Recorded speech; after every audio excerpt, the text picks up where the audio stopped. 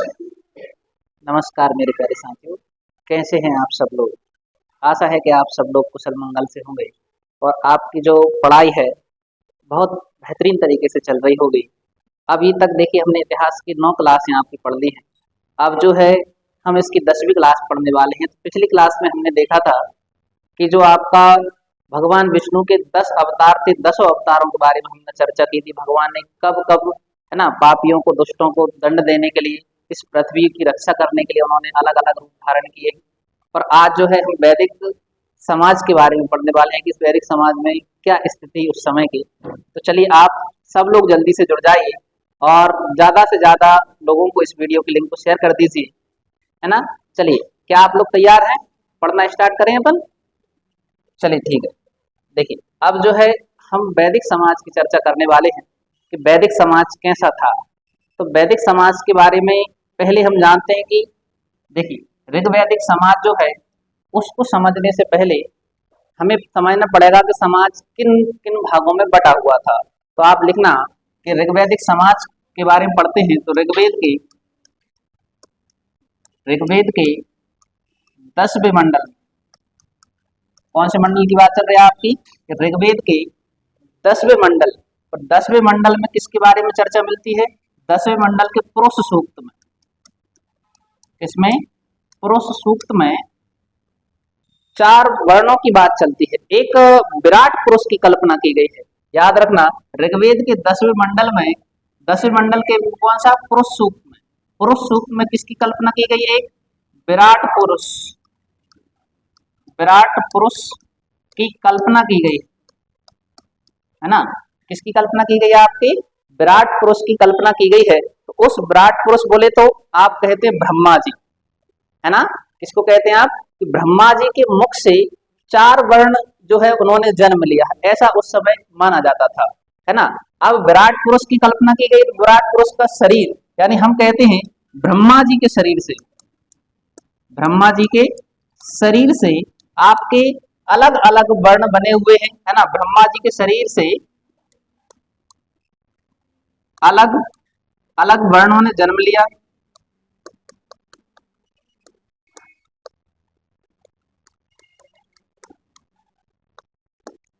अब हमें याद रखना है कौन कौन से वर्णों ने जन्म लिया है ब्रह्मा जी के शरीर से, और वो भी कैसे कैसे इनको विभाजित किया गया था। तो देखिए हम बात करते हैं कि सबसे पहले जो ब्रह्मा जी के मुख से, याद रखना ब्रह्मा जी के मुख से, किसकी बात चल रही है? अपने मुख से। तो मुख से जो जन्म लिया उन्हें कहा अपन ने क्या? ब्राह्मण। जिन्होंने मुख से जन्म लिया है वो क्या कहलाए? आपके ब्राह्मण कहलाए। जिन्होंने ब्रह्मा जी की भुजाओं से जन्म लिया, है ना, किससे? भुजाओं से जन्म लिया, उनको नाम दिया गया आपका क्या? क्षत्रिय। और तीसरे जो आते हैं, है ना, जिन्होंने, याद रखना, देखिए अब ये नाम आपको बहुत ज्यादा अच्छे तरीके से याद रखना है कि कौन कौन से नाम दिए। अब इधर नाम आता उरु। क्या शब्द आता है? उरु। बहुत कम लोगों को पता होता है कि उरु किसका नाम है।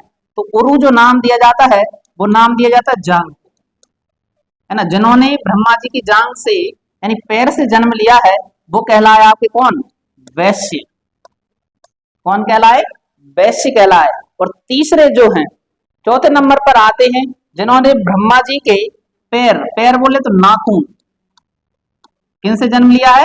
नाखूनों से जन्म लिया, वो कहलाए आपके कौन? जिनको नाम दिया आपने क्या? ब्राह्मण, क्षत्रिय, वैश्य। अब अगले कौन आएंगे आपके? तो उनको नाम दिया आपने शूद्र।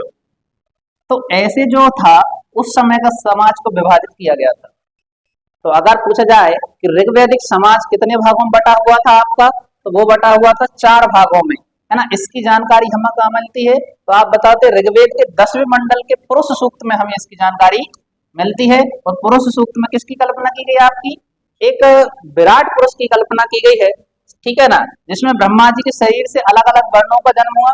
मुख से आए आपके ब्राह्मण, भुजाओं से क्षत्रिय, उरु यानी जांग से वैश्य आए, और नाखूनों से कौन आए? आपके शूद्र की जानकारी मिलती है। अब अगर पूछा जाए आपसे कि बताइए सर्वप्रथम शूद्र का उल्लेख हमें कहाँ से मिलता है? शूद्र शब्द का उल्लेख कहाँ से मिलता है? तो आप बताएंगे आपको ऋग्वेद से ही मिलता है। कहाँ से मिलता है? तो हम यहाँ पर लिख सकते हैं कि सर्वप्रथम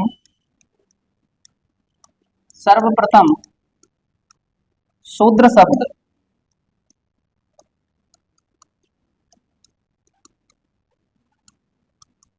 शब्द का उल्लेख कहां से मिलता है हमें?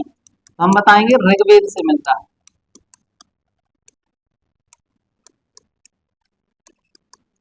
तो देखो, अब हम पहले उस समय के समाज को पढ़ना चाहते हैं तो हमें याद रखना पड़ेगा कौन कैसे काम के आधार पर रखता था। तो देखिए, पहले कर्म के आधार पर था समाज। कैसे था आपका? जाति के आधार पर नहीं था। उस समय समाज था कर्म के आधार पर, है ना। जो केवल ज्ञानी पुरुष थे, जो वेदों को पढ़ते थे, वो ब्राह्मण कहलाए। जो दूसरों की रक्षा करते थे, जनजातियों की रक्षा करते थे, वो कहलाते थे आपके कौन? क्षत्रिय। और जो एक देश से दूसरे देश में आवागमन करते थे, सामान को लाने ले जाने का काम करते थे, व्यापार का काम करते थे, वो कहलाते थे आपके कौन? वैश्य। और जो दूसरों इन तीनों की जो सेवा करते थे, तीनों की जो सेवा करते थे, ब्राह्मण क्षत्रिय वैश्य तीनों की सेवा करते थे, वो कहलाते थे कौन? आपके शूद्र कहलाते थे। ऐसे हमने जो समाज को अलग अलग भागों में हमने बांट दिया। और किसके अनुसार बांटा गया? आपका ऋग्वेद के 10 मंडल पुरुष सूक्त में इनका विभाजन किया गया है। अब हम बात करते हैं कि जो वेदों को पढ़ते थे, यानी पहले जातियां कर्म के आधार पर थी। पहले जातियां किसके आधार पर थी? आपके कर्म के आधार पर।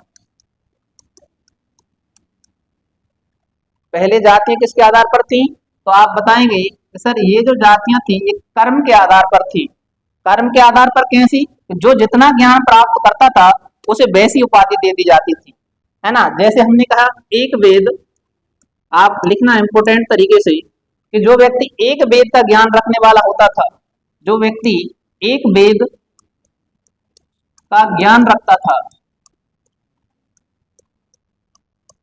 जो व्यक्ति एक वेद का ज्ञान रखता था तो वो केवल वेदी कहलाता था। क्या कहलाता था? आपका वेदी कहलाता था। लेकिन जो व्यक्ति 2 वेदों का ज्ञान रखता था, 2 वेद का ज्ञान रखने वाला,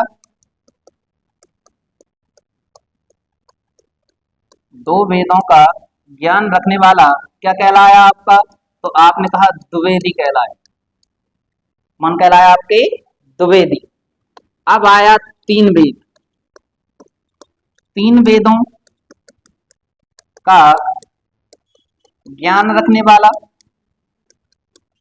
3 वेदों का ज्ञान रखने वाला क्या कौन कहलाया आपके? तो ये कहलाया आपके त्रिवेदी। कौन कहलाया? आपके त्रिवेदी कहलाया। और जो चारों वेदों का ज्ञान रखते थे, चारों वेदों का ज्ञान रखने वाले, चारों वेदों का ज्ञान रखने वाला क्या कहलाया आपका? चतुर्वेदी। कौन कहलाया आपके? तो आप बताएंगे चतुर्वेदी कहलाए। तो ऐसे आपको याद रखना कि जो व्यक्ति जितने वेदों की ज्ञान रखता था उन्हें उसी हिसाब से बांट देते थे। अभी भी आप हमारे देखते हैं समाज में जो अलग अलग ब्राह्मण होते हैं उनको अलग अलग कहीं कहीं आप नाम द्विवेदी नाम सुनते हैं, है ना। कहीं त्रिवेदी कहते हैं, कहीं चतुर्वेदी कह देते हैं। तो अलग अलग उनको समाज को बांटा गया। किसके आधार पर बांटा गया था? तो वो बांटा गया था आपका कर्म के आधार पर, किसने कितना ज्ञान आपका अर्जित किया हुआ था। अब हम बात करते हैं वैदिक जनजीवन कैसा था। तो हेडिंग डालिए आप, क्या? वैदिक जनजीवन। किसके बारे में बात कर रहे हैं हम? वैदिक जनजीवन के बारे में बात कर रहे हैं। तो याद रखना कि जो वैदिक जनजीवन था वो आपकी ग्रामीण सभ्यता थी। कैसी अर्थव्यवस्था है आपकी? तो आप बताएं। देखो, सिंधु घाटी सभ्यता नगरीय सभ्यता थी, है ना। ये कैसी है आपकी? ग्रामीण सभ्यता, यानी आप डाली ग्रामीण अर्थव्यवस्था थी। कैसी थी आपकी? ग्रामीण अर्थव्यवस्था थी। अब ग्रामीण अर्थव्यवस्था में अब हम बांटते इसको अलग अलग भागों में बटे हुए होते थे। तो सबसे छोटा जो कहलाता था वो गृह कहलाता था। क्या कहलाता था? गृह। गृह को हम नाम देते हैं कुल। अगर पूछा जाए तो बताइए वैदिक सभ्यता में सबसे छोटी इकाई क्या कहलाती थी, है ना। तो सबसे छोटी इकाई परिवार, गृह या कुल जिसको कहा जाता था, है ना। जिसका जो मुखिया होता था, जिसका मुखिया जिसका मुखिया क्या कहलाता कुल का, तो वो कहलाता था आपका कुलपति। कौन कहलाते थे आपके, कुलपति, जिसको हम कहते हैं परिवार का मुखिया, जिसको हम क्या कहते थे, परिवार का मुखिया। जैसे वो पिता होते थे, है ना। याद रखना एक और चीज आप, कि जो वैदिक समाज था वो पितृसत्तात्मक था। कैसा था आपका, पितृसत्तात्मक था, यानी मुखिया कुलपति कहलाता था, परिवार का मुखिया जो रहता था वो कुलपति कहलाता था आपका, है ना। और समाज कैसा था, समाज याद रखना, समाज जो था वो पितृसत्तात्मक था। कैसा था समाज आपका, पितृसत्तात्मक। अगर पूछा जाए आपसे कि बताइए वैदिक समाज कैसा था, तो वैदिक समाज हमारा कैसा था, पितृसत्तात्मक था।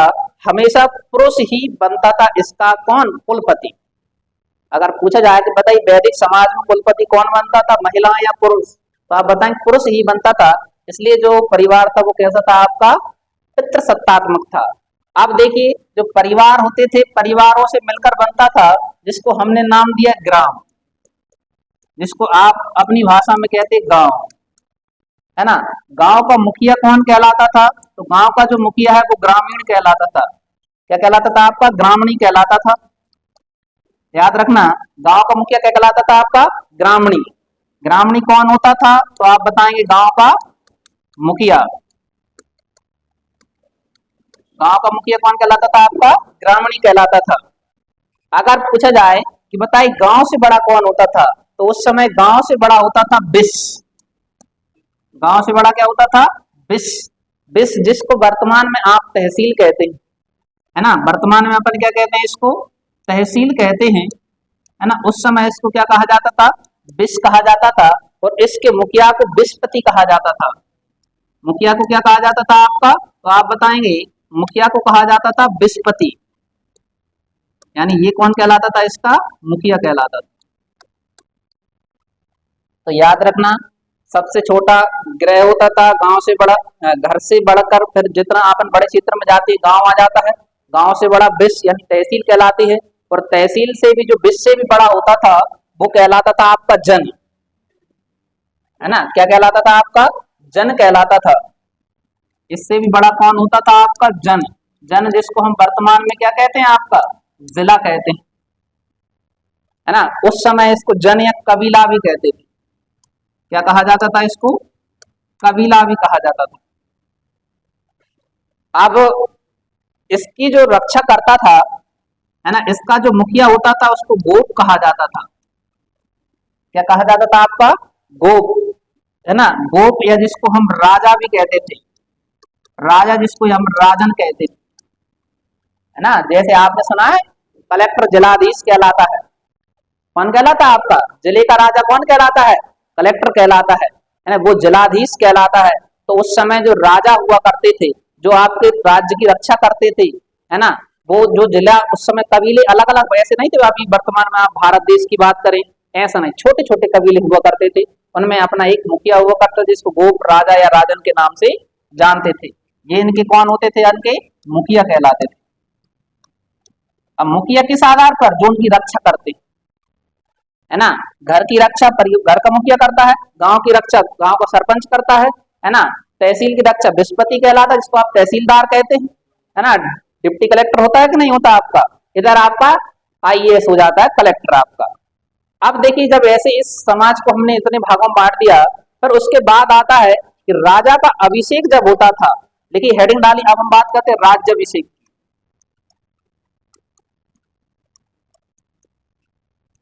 क्या होता था आपका, राज्याभिषेक।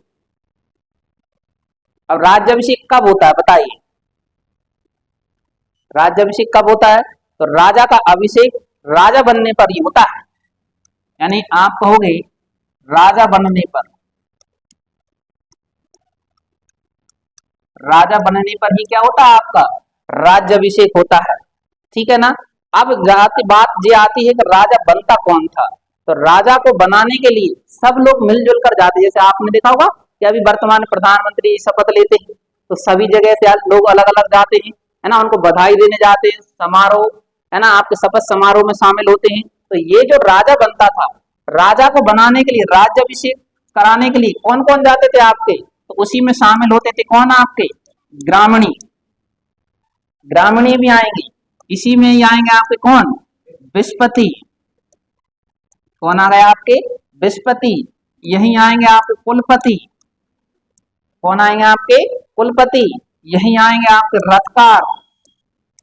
रथकार कौन होते थे, जो रथ बनाने का कार्य करते थे, रथ बनाने या चलाने का कार्य करते थे, है ना। रथकार भी आते थे इसी में, है ना। और इसी में आए आपके कर्मकार, कौन आते थे आपके, कर्मकार। ये सब लोग जो थे वो राजा को शपथ ग्रहण कराते थे। और ये राजा को क्या जिम्मेदारी दी जाती थी कि जो व्यक्ति राजा बनेगा वो सारे कुल की रक्षा करेगा, यानी जन या राष्ट्र की रक्षा करेगा। वही व्यक्ति कौन कहलाता था, आपका राजा कहलाता था। अब देखिए, जो व्यक्ति इन सारे कामों को करता था, अलग अलग अधिकारियों को समूह रत्नी कहलाता था। अगर आपसे पूछ लिया जाए कि अधिकारियों का समूह, क्या पूछा जाए आपसे कि अधिकारियों का समूह क्या कहलाता था, तो ये रत्नी कहलाते थे। कौन कहलाते थे आपके, रत्नी कहलाते थे।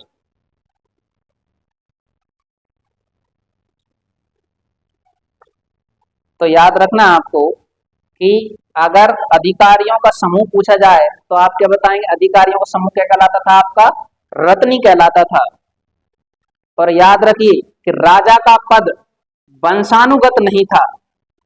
कैसा नहीं था आपका, इस समय ऋग्वैदिक समाज में हम बात कर रहे हैं किसकी, आपकी ऋग्वैदिक समाज में राजा का पद कैसा नहीं था, वंशानुगत नहीं था। राजा का पद कैसा नहीं था आपका, वंशानुगत नहीं था। ठीक है ना। अब वंशानुगत नहीं था तो इसका मतलब क्या था, तो मेरे प्यारे साथियों याद रखो आप कि अभी भी जैसे आप देखते हैं, क्या प्रधानमंत्री का पद वंशानुगत है क्या, हमारे देश में आपको पता है लोकतंत्र है ना कि राजतंत्र है। उस समय भी लोकतंत्र चलता है। लोकतंत्र में आपको पता जनता ही राजा को चुनती है ना। उस समय भी क्या होता था कि राजा अपने आप कोई डिसीजन नहीं लेता था। उस समय जो कबीलाय तत्वों की प्रधानता थी, उसके कारण जो राजा था उसके पास कुछ शक्तियां कम थी। कैसी थी शक्तियां, कम थी। वो अपने आप में स्वतंत्र नहीं था। जैसे वर्तमान में देखिए आप, अगर प्रधानमंत्री जी चाहें तो संविधान को बदल सकते हैं, लेकिन आपको पता है संविधान में परिवर्तन तो कर सकते हैं वो, लेकिन मूल संविधान में परिवर्तन नहीं कर सकते। यानी उसमें लिखा गया एक प्रधानमंत्री बनेगा ही बनेगा और प्रधानमंत्री को वंशानुगत पद नहीं होगा। ऐसा ही इसमें भी प्रावधान था कि ऋग्वैदिक समाज में राजा का पद कैसा नहीं था, आपका वंशानुगत नहीं था। आप लिखोगे इसी में कि कबीलाई तत्वों की प्रधानता के कारण राजा की शक्तियां, किसकी शक्तियां, आपकी राजा की शक्तियां सीमित थी।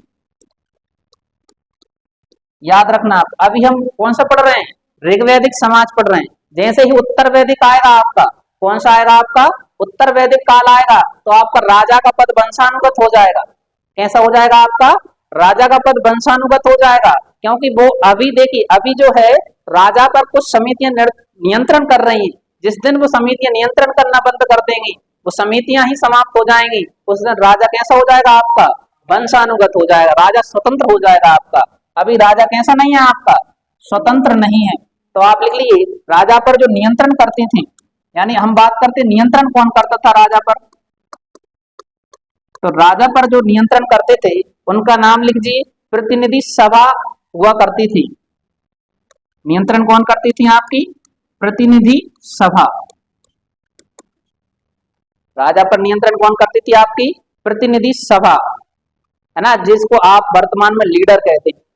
क्या कहते हैं, आपकी अलग अलग समितियां थी जो राजा पर नियंत्रण करती थी, है ना। उनको जो है प्रतिनिधि सभा के अंतर्गत हमने इनको 4 भागों में बांटते हैं।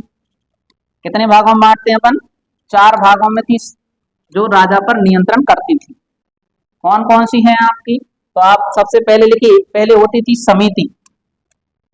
क्या होती थी आपकी? एक समिति होती थी। दूसरी आप कहेंगे सभा, सभा, समिति, विदत। कौन होती थी तीसरी आपकी? विदत। और चौथी जो होती थी उनको कहते थे गण। ये चार जो समितियां थी, है ना, ये प्रतिनिधि हुआ करते थे, अलग अलग समितियां, कुछ मेंबर होते थे, वो राजा की हरकतों पर नियंत्रण रखते थे कि राजा कब क्या डिसीजन ले रहा है, सही ले रहा है या गलत ले रहा है, वो उस पर नियंत्रण रखती थी। जैसे वर्तमान में आपको पता है आपका सुप्रीम कोर्ट कौन है? आपका सुप्रीम कोर्ट देखता है कि जो भारत सरकार है कार्य कर रही, कोई दिक्कत नहीं, अगर वहीं कहीं संविधान का उल्लंघन हो गया तो वहीं जाके वो रोक लगा देते हैं, है ना, करो कोई दिक्कत नहीं, लेकिन संविधान का दुरुपयोग नहीं होना चाहिए। ऐसे ही जिस समितियां थी राजा पर क्या करती थी आपकी? नियंत्रण करती थी। तो लिख लीजिए आप, ये चारों समितियां क्या करती थी आपकी?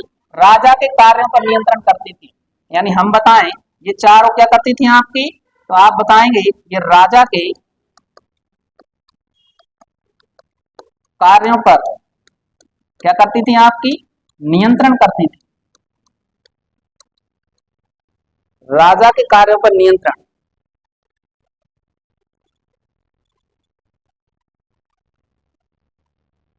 लिख लिया? अब आगे बात आती है कि जब ये राजा पर नियंत्रण करती थी तो यही हमने लिख भी लिया था पहले, एक बार और लिख दीजिए, सभा और समिति। कौन होती थी आपकी? सभा और समिति को प्रजापति की दो पुत्रियां कहा गया है। क्या कहा गया है? सभा और समिति को प्रजापति की, प्रजापति की दो पुत्रियां कहा गया है।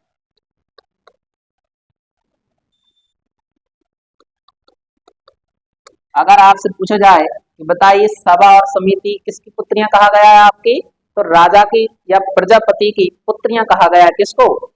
तो आप कहेंगे सभा और समिति को। तो ये चारों मिलकर राजा पर नियंत्रण का कार्य करते थे आपके। अब अगर पूछ लिया जाए कि सबसे बड़ा राजा के घर में किसका अधिकार होता था, तो राजा की जो पत्नी होती थी उनको पटरानी कहा जाता था। क्या कहा जाता था?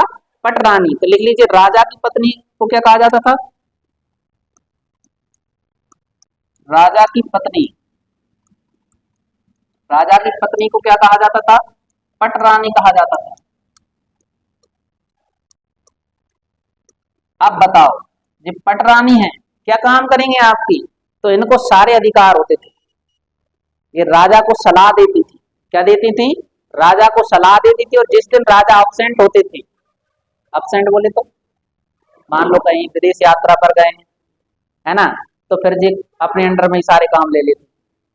ठीक है ना, मतलब अपन कहेंगे ये महारानी थी और आपके प्रशासनिक कार्यों में भी सहायता करती थी। तो आप लिखेंगे ये कौन होती थी? सबसे बड़ी महारानी, सबसे बड़ी महारानी होती थी। अब एक और चीज याद रखना है, राजा की जरूरी नहीं है एक ही शादी भई हो, शादी तो बहुत होती थी, लेकिन एक एडिशनल पावर रखती थी जिनकी सबसे पहले जिनसे शादी हुई। समझ में आ रहा है कि नहीं? जैसे आप जनक जी की बात करते हैं, जनक जी की कितनी पत्नियां थी? तीन पत्नियां थी। कितनी थी? तीन पत्नियां थी, है ना। क्या क्या नाम थे उनके? तो भगवान राम की माता जी का नाम क्या था? कौशल्या, कैकई और सुमित्रा, है ना। जबकि आपको पता है एडिशनल पावर किसके पास थी?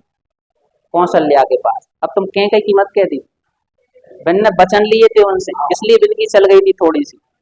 ठीक है ना, है ना। अब वो तो देखो सबका अलग अलग रोल होता है अपने अपने जीवन में, है ना। कैकई थी वो खूबसूरत भी ज्यादा थी, इसलिए बिन्हें तीन वचन स्पेशल तरीके से दिए गए थे। और उसकी कथा आप दूसरी सुनते हैं कि किसी युद्ध में उनकी रक्षा की थी, तो इस कारण उन्हें तीन वचन दिए गए थे। तो हमें याद रखना है कि जो पटरानी कौन होती थी? सबसे बड़ी महारानी होती थी, और ये प्रशासनिक कार्यों में राजा की सहायता करती थी। सबसे बड़ी कौन होती थी? महारानी होती थी। ये प्रशासनिक कार्यों में, प्रशासनिक कार्यों में राजा की सहायता करती थी।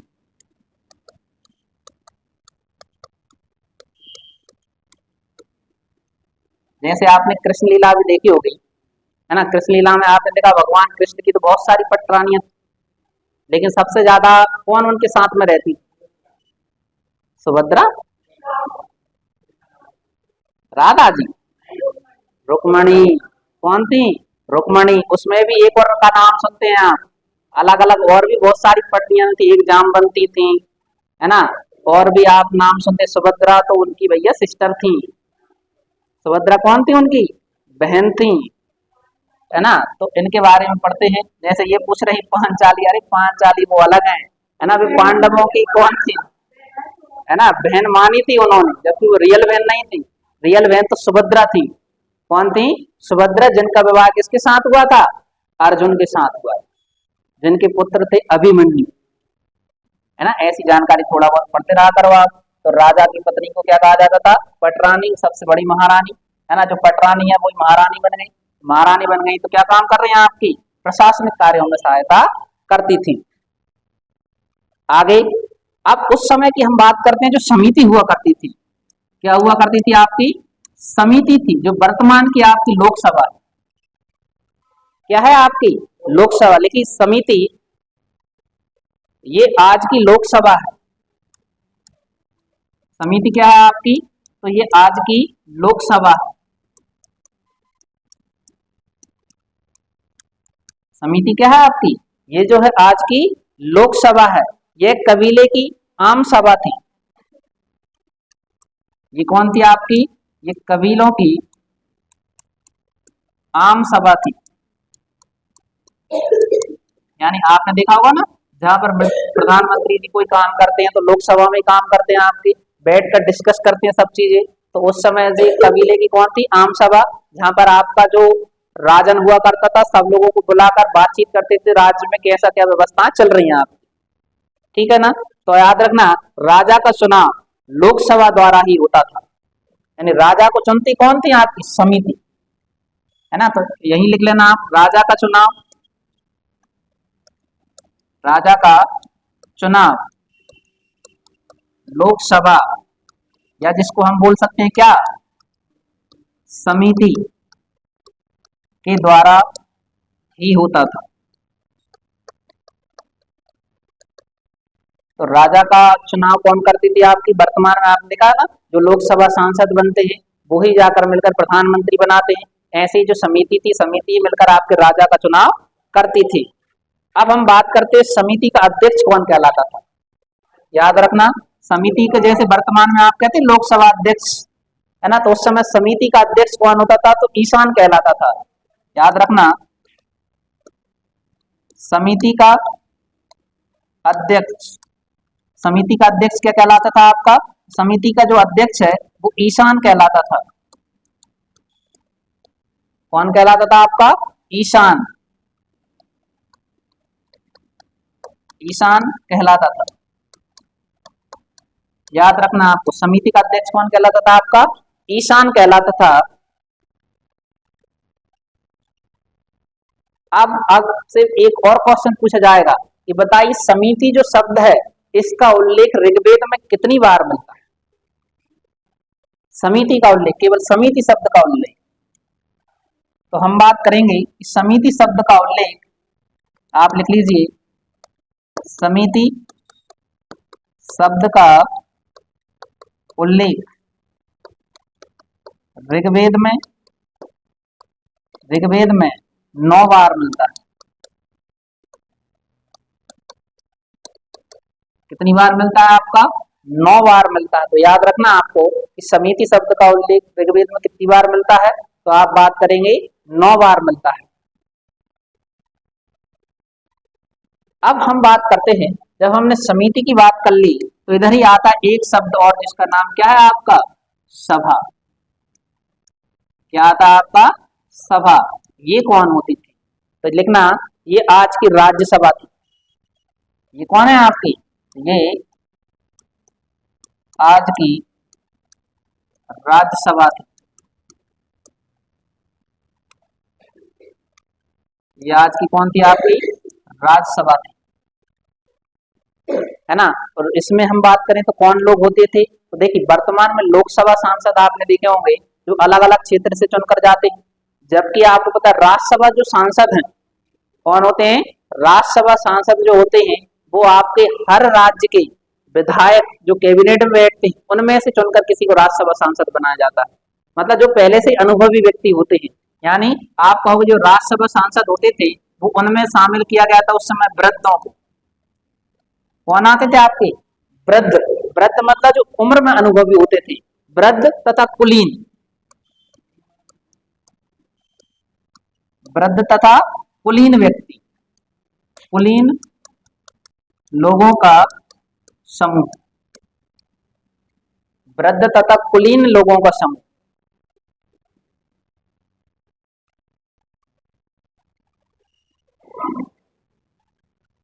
क्या हो गया, हाँ।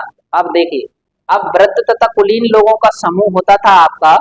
अब इसमें क्या होता था, वृद्ध जो अनुभवी तो हो ही गए, कुलीन मतलब ज्ञानी व्यक्ति, पैसे वाले भी लोग होते थे इसमें, है ना।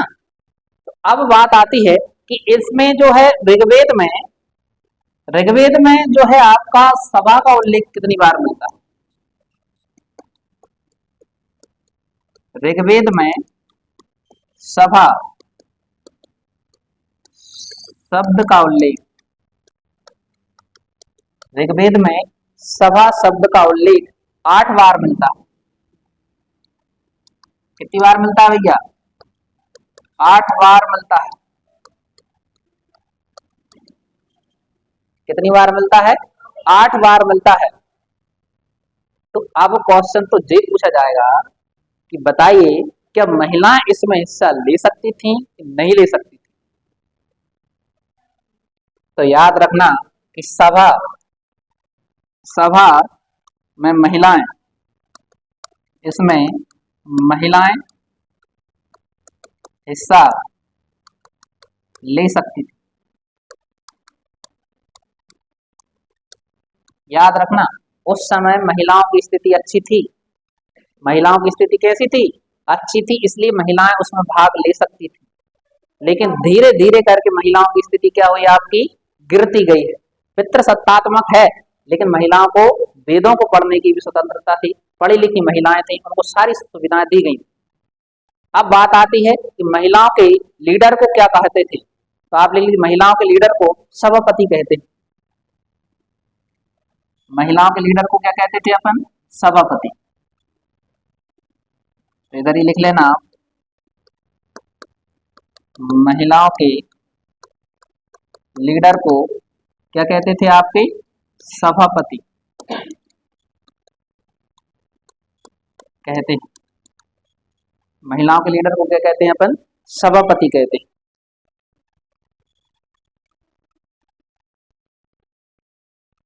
लिख लिया।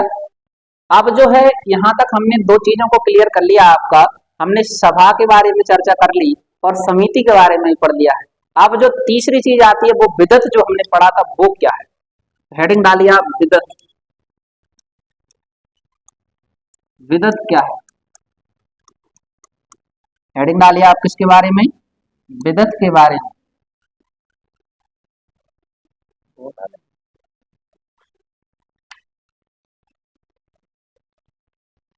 विदत, तो विदत लिखिए। इसमें कौन कौन आते थे आपके, तो इसमें सामाजिक लोग होते थे। कौन होते थे आपके, सामाजिक लोग होते थे, है ना। इसमें ही आपके धार्मिक लोग होते थे। कौन होते आपके, सामाजिक, धार्मिक और सेना के लोग शामिल होते थे आपके। सामाजिक, धार्मिक और कौन आते थे आपके, सेना।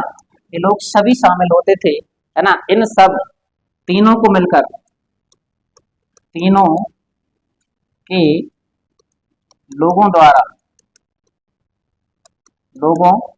द्वारा यह समिति बनती थी। तो देखिए अब जरूरी नहीं है कि स्पेशल लोग हो, स्पेशल थे। अब ये अलग अलग समूह भी होते हैं आपके, जो अपना एक संगठन बना के रखते हैं। कुछ सामाजिक थे, कुछ धार्मिक थे, कुछ सेना के कमांडर भी उसमें शामिल होते थे। इन सब लोगों के द्वारा मिलकर बनी समिति क्या कहलाती थी आपकी, वो क्या कहलाती थी आपकी, विदत कहलाती थी, है ना। जी क्या करते थे आपके, उपज संबंधी वितरण करती थी। याद रखना आपको, ये काम क्या करती थी, विदत जो समिति थी, तो याद रखना जी, उपज क्या काम करती थी आपकी, उपज संबंधी,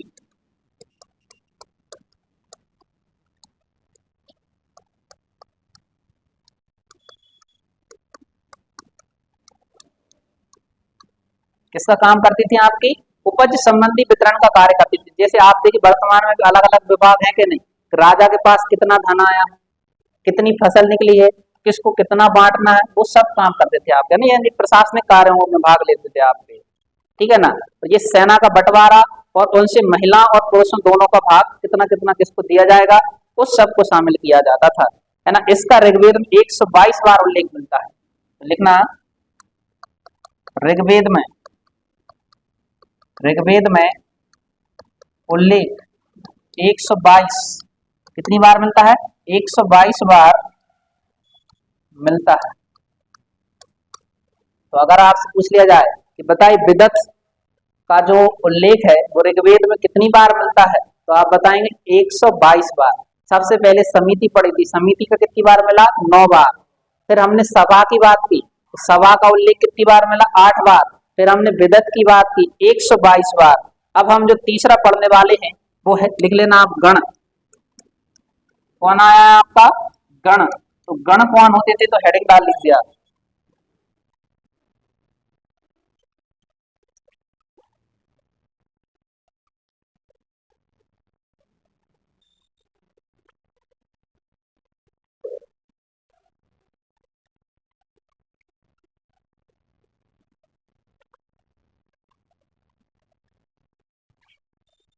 तो देखिए गण जो होते थे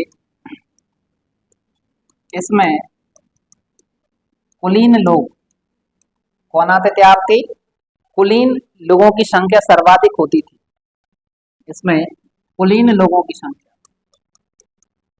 कुलीन लोगों को शामिल किया जाता था।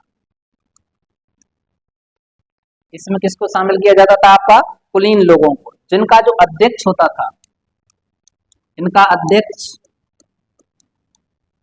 इनके जो अध्यक्ष हैं वो कौन कहलाते थे आपके, वो कुलपति कहलाते थे। कौन कहलाते थे आपके, कुलपति कहलाते थे।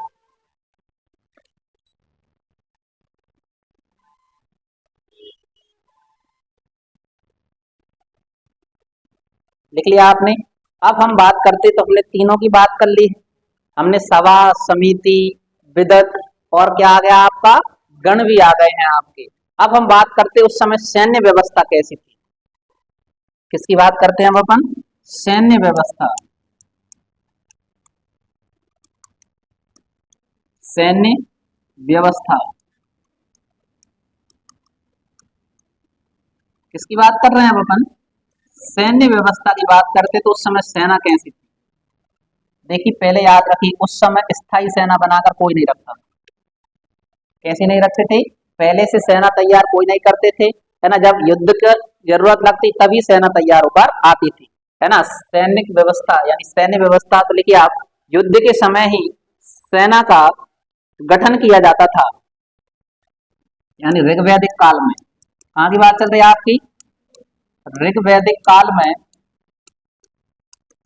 युद्ध के समय ही, युद्ध के समय ही, ऋग्वैदिक काल में युद्ध के समय ही सेना का गठन किया जाता था। कब किया जाता था आपका, तो आप कहेंगे जब जब युद्ध होता था तब तब सेना आ जाती थी, है ना। कोई स्थायी सेना नहीं होती थी, तो आप लिख लेना, इस समय क्या नहीं होती थी आपकी, कोई स्थायी सेना नहीं होती थी। कैसी सेना नहीं थी उस समय, कोई स्थायी सेना नहीं होती थी। जब जब युद्ध होता था तो सेना को बुला लिया जाता था। अब और याद रखना कौन कौन सी सेना हुआ करती थी उस समय, तो देखिए उस समय जो सेना चलती थी, वर्तमान में तो आप सेना का नाम कहते हैं थल सेना, जल सेना और कौन सी सेना, वायु सेना। उस समय सेना देखो कितनी बेहतरीन तरीके से होती थी, पैदल सेना। सबसे पहले कौन सी सेना आती थी, पैदल सेना, है ना, घोड़ा सेना, घोड़े भी शामिल होते थे उसमें, ठीक है ना। और अगला आता था रथ। तो तुमने महाभारत देखा है? महाभारत में लड़ाई होती थी, कुछ पैदल दौड़ कर चले जाते आगे, पीछे से घोड़ों से आते थे, और उनका जो लीडर होता था वो सबसे पीछे आता था रथ में बैठ। काय में आता था? तो सबसे पहले सांप होंगे तो पैदल वाले होंगे, ठीक है, फिर घोड़ा वाले सांप होंगे, फिर आखिरी में जाकर रथ वाले। अगर दिक्कत आई तो पीछे के पीछे लौट लिया करते थे। ऐसे आप बताओ, तो कभी लीडर आगे थोड़ी जाता था। राजा आज आज भी कहीं आप देखो तो पहले थोड़ी जाता, पहले तो आगे कौन जाती है आपकी? जैसे आप कोई बड़ा अधिकारी देखते हैं तो पहले आगे कमांडो जाते हैं। कौन जाते हैं? कमांडो जाते हैं, बाकी बाद में बीच में जाता है, क्योंकि इधर उधर से, क्योंकि उसकी सिक्योरिटी करना इन सबका क्या होता है? धर्म होता है, उसको बचाना है उनको, तो बस। अब देखिए सैन्य व्यवस्था हो गई आपकी। अब हम बात करते हैं उस समय जो कर लिया जाता था। क्या लिया जाता था? कर। कर बोले तो टैक्स। टैक्स को किस नाम से जानते थे? तो कर को जो है उस समय कर व्यवस्था को बलि कहा जाता था। कर व्यवस्था को क्या कहते थे अपन? तो उस समय कहा जाता था बलि। क्या कहते थे? बलि कहा जाता था। अब एक और चीज याद रखना, कर तो देते थे उस समय जो है, राजा को जो कर दिया जाता था ऐसा कोई निश्चित नहीं था। तो आप कहेंगे उस समय व्यक्ति अपनी इच्छा के अनुसार कर देता था। लिख लेना, इस समय, कौन से समय? ऋग्वैदिक काल। जी जरूर याद रखना। कौन सा पढ़ रहे हैं यहाँ पर? ऋग्वैदिक काल पढ़ रहे हैं। आपको उत्तर वैदिक काल नहीं कि राजा ने कुछ निश्चित कर दिया तो वो देना ही पड़ेगा आपको। इस समय व्यक्ति अपनी इच्छा से राजा को कर देता था।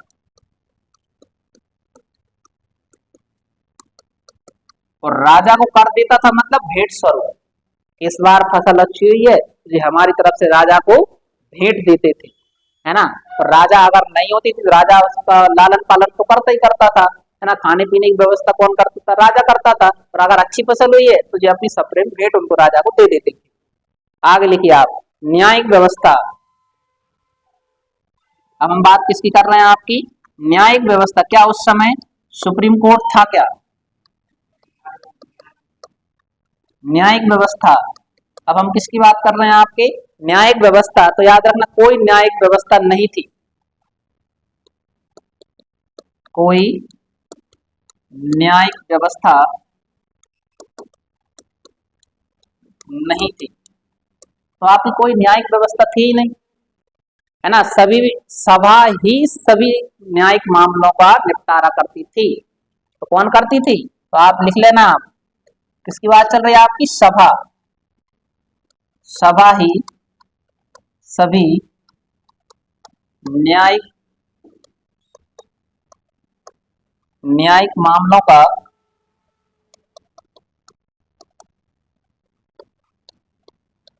निपटारा करती थी।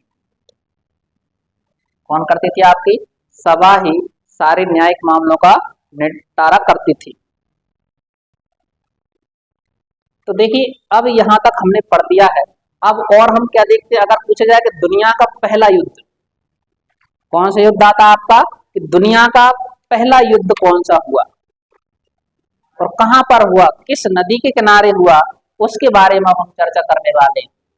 पहला वर्ल्ड वॉर, बताओ किसको पता है कि दुनिया का पहला युद्ध कौन सा था, उसे किस नाम से जाना जाता था? तो हेडिंग डाल लीजिए आप, दुनिया का पहला युद्ध। बताओ पूनम, दुनिया का पहला युद्ध कौन सा था? दुनिया का पहला युद्ध कौन सा था? महाभारत।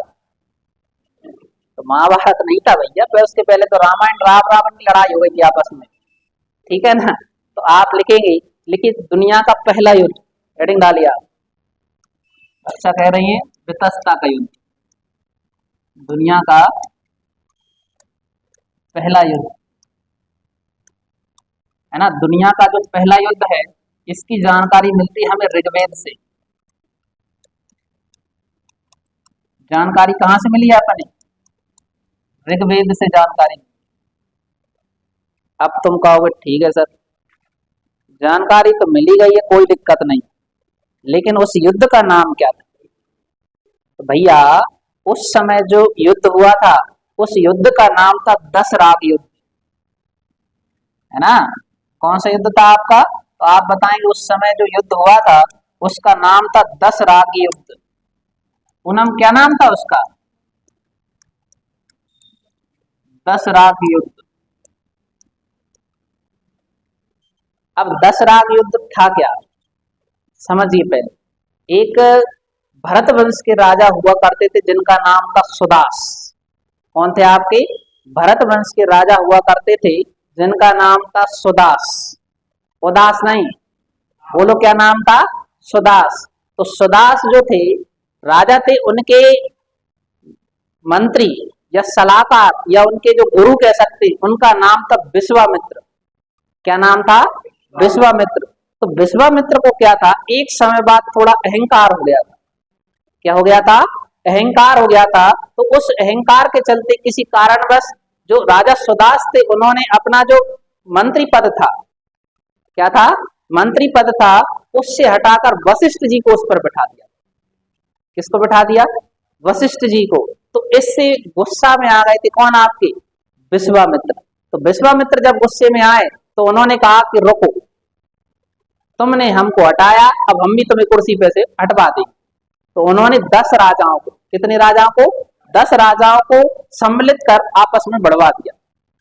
लेकिन याद रखो, कर्म तेरे अच्छे तो किस्मत तेरी दासी, ईमान तेरा सच्चा तो घर तेरे मथुरा काशी। यानी राजा सुदास की गलती थोड़ी थी, इसलिए उनके साथ जो वशिष्ठ जी थे, है ना, उन्होंने उनका साथ दिया, है ना। गुरु जैसा होगा तो मंजिल भी वैसी ही मिलेगी।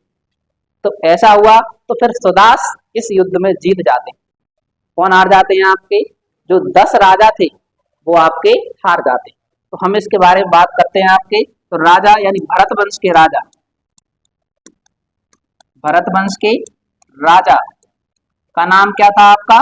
सुदास। तो भरत वंश के राजा कौन हुआ करते थे आपके? तो आप बताएंगे राजा थे सुदास। और आप अगर पूछ लिया जाए तो बताओ किस वंश के थे, तो भरत वंश तो हमने बता दिया, भारत देश भी है आपका।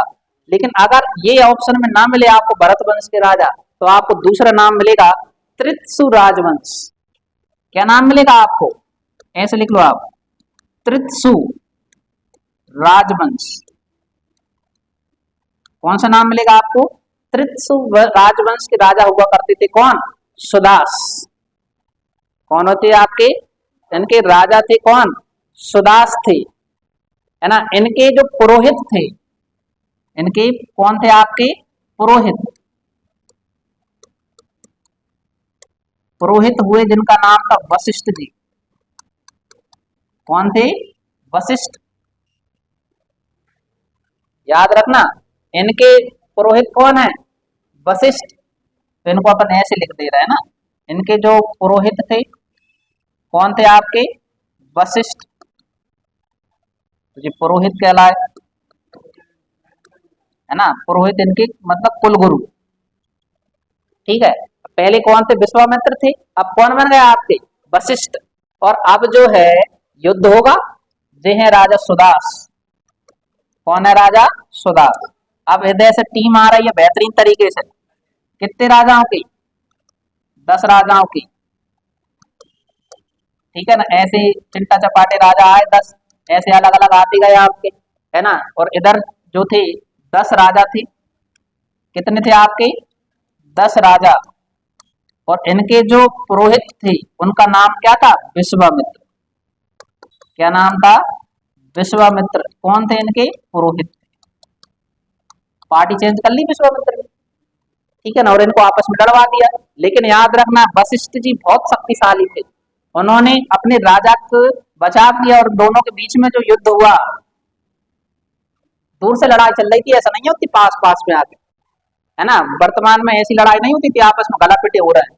उस समय दूर से लड़ाई होती थी, अस्त्र शस्त्र चलते थे आपके। तो उस समय जो लड़ाई हो रही थी उधर एक सुंदर सी नदी बह रही थी। क्या बह रही थी आपकी? नदी बह रही थी आपकी। उस नदी का नाम क्या था? तो वो नदी, नदी का नाम पूछा जाएगा आपसे, तो नदी का नाम, वर्तमान नाम जिसका नाम है रावी नदी। बताओ वर्तमान नाम क्या है? रावी। तो प्राचीन नाम क्या है? पयोष्णी। इसका प्राचीन नाम क्या है आपका? तो आप बताएंगे पयोष्णी नदी के किनारे पर कौन सा युद्ध हुआ आपका? युद्ध हुआ जिसका नाम क्या था आपका? दसराग युद्ध। कौन सा युद्ध हो गया? दसराग युद्ध हो गया। और इस जो लड़ाई में आपके विनर थे कौन? राजा सुदास, है ना। जीत किसकी हुई आपकी? राजा सुदास की जीत होती है। तो याद रखना इसमें विजय हुए कौन आपके? राजा सुदास। और एक चीज और याद रखें, इसका ऋग्वेद में तो वर्णन मिलता ही है, लेकिन ऋग्वेद के कौन से मंडल में मिलता है वो और लिख लीजिए। तो आपका दसरा के युद्ध का वर्णन, इसका जो वर्णन है ऋग्वेद के 7वें मंडल में मिलता है। कहां पर मिलता है? अरे बोलिए कहां पर मिलता है? तो 7वें मंडल में इसका वर्णन हमें देखने को मिलता है।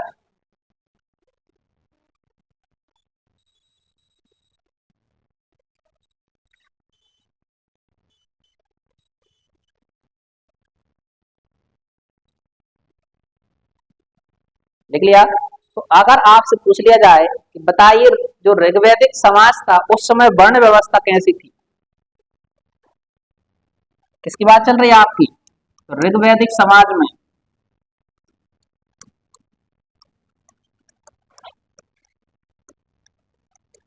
ऋग्वैदिक समाज में वर्ण व्यवस्था, तो ऋग्वैदिक समाज में वर्ण व्यवस्था कैसी थी आपकी? तो आप बताएंगे ऋग्वैदिक समाज में जो वर्ण व्यवस्था थी वो किसके आधार पर थी? तो आप बताएंगे कर्म के आधार पर। अभी हाल पहले ही बताया था आपको, व्यवस्था कैसी थी आपकी? कर्म के आधार पर थी। और आपको ये हमने लिखवाई दिया है,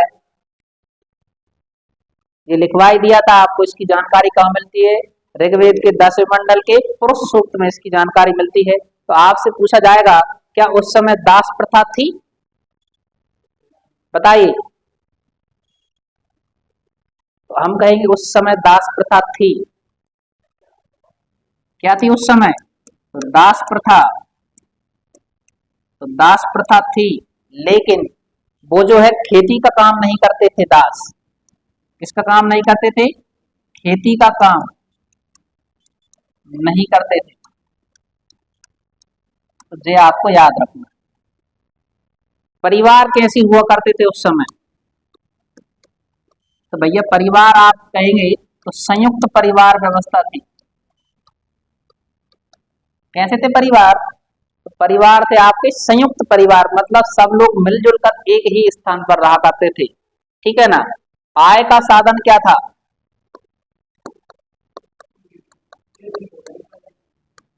आय का साधन जो था वो था पशुचारित व्यवस्था।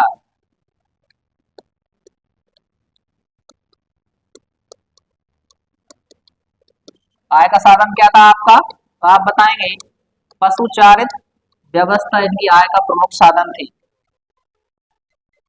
और अगर अब पूछ लिया जाए स्त्रियों की दशा कैसी थी? हेडिंग लिख लीजिए आप, किसकी बात कर रहे हैं अब अपन? स्त्रियों की दशा।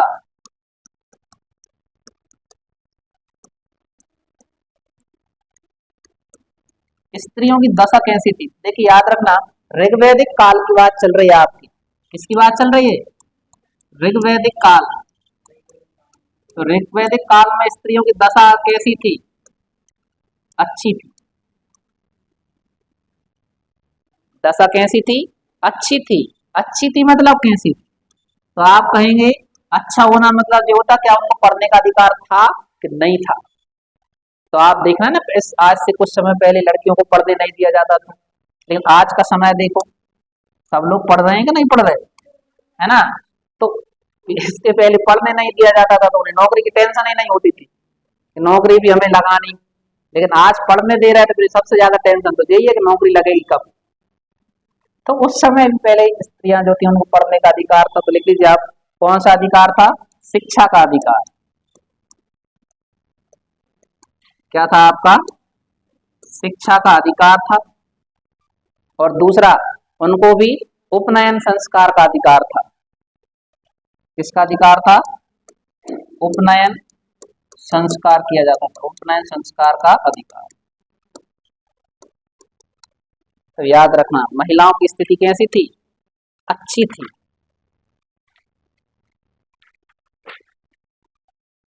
देख लिया। अब हम बात करते हैं यहीं पर कि जो वैदिक काल में विदुषी महिलाएं कौन थी। कौन सी महिलाओं की बात कर रहे हैं अपन? विदुषी महिलाएं, जो ज्ञान प्राप्त करती थी, जो अच्छा बोलती थी, है ना। किसकी बात कर रहे हैं अपन? यही हम बात करते हैं, विदुषी महिलाएं कौन कौन सी थी? किसकी बात चल रही है आपकी? विदुषी महिलाएं। तो विदुषी महिलाएं कौन होती हैं? जो ज्ञान प्राप्त करती थी, उन्हें विदुषी महिला कहा गया, है ना। उनके नाम याद रखना, कौन कौन सी महिलाएं थी। तो जिसका नाम सुनने आपने, अपला,